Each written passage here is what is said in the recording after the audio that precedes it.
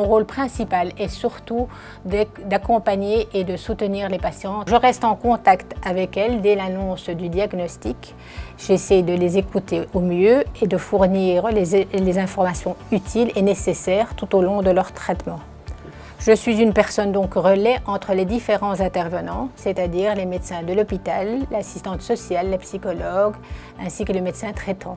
J'essaie de coordonner au mieux l'ensemble de leurs rendez-vous pour les examens pré- et post-opératoires, ainsi que leur traitement. Lorsque l'intervention est prévue, je suis là pour organiser et répondre aux nombreuses questions qu'elles se posent concernant l'hospitalisation, c'est-à-dire la durée, la gestion de la douleur ou les soins post-opératoires. J'aborde les conseils pratiques, c'est-à-dire qu'elles se posent souvent des questions concernant le soutien-gorge en post-opératoire, ainsi que sur l'organisation des différents rendez-vous pour le suivi. Après l'intervention, je revois régulièrement les patientes en consultation, ce qui me permet de continuer à donner des conseils utiles en post-opératoire et surtout d'assurer un suivi des rendez-vous.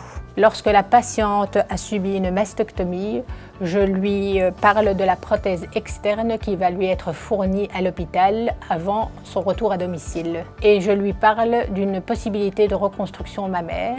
Je suis surtout là pour lui dire que ça va être possible, mais que cela demeure un choix très personnel.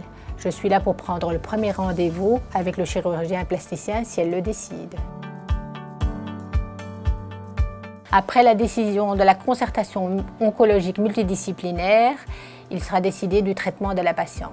Soit elle a simplement de la radiothérapie, donc je suis là aussi également donc pour prendre rendez-vous avec un radiothérapeute externe et veiller au transfert de son dossier.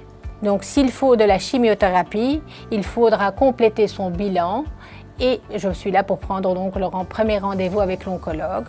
Je lui explique également le déroulement de son traitement de chimiothérapie. Je réponds aux questions éventuelles concernant les effets secondaires de la chimiothérapie. Il y a principalement la fatigue, la chute des cheveux, ainsi que les soins de peau, l'alimentation. Donc j'essaie de répondre aux questions qu'elle se pose.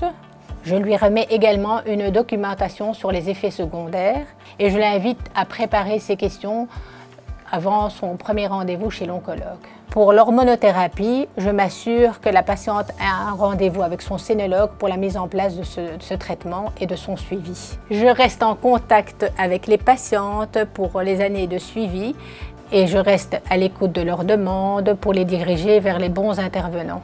Nous sommes deux infirmières de coordination, Monique Juillard et moi-même, et donc les patientes connaissent notre numéro de téléphone pour nous joindre pour toute demande ou question qu'elles se posent ultérieurement à leur traitement.